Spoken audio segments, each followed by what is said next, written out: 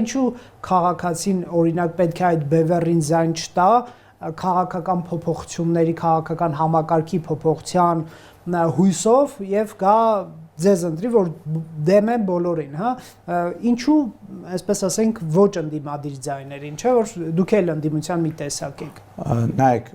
մեզ պետք է ձայն տան, որովհետեւ մեր միակ նպատակը ոչ թե եղած իշխանության հեռացումն է, այլ այնպիսի կանոնների սահմանումն է, որից հետո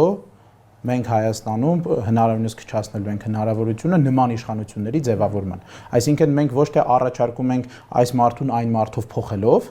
այլ մենք առաջարկում ենք բացի այդ փոփոխությունը, որը պարտադիր պետք է լինի, այսինքն դա ճանապարհին հերթական քայլ է լինելու, բացի դրանից համակարգային փոփոխություններ։ Այդ ուժերից ես նման առաջարկներ չեմ լսել։ Ես իրանցից լսել եմ, որ միայն այս բան պետք է Նիկոլ Փաշինյանը հեռանա,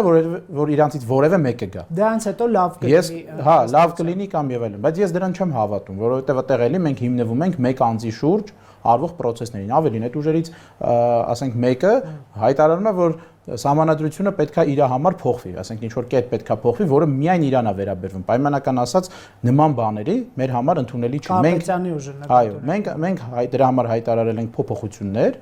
որը ոչ թե մեզ է վերաբերվում միայն, այլ վերաբերվում է բոլորին։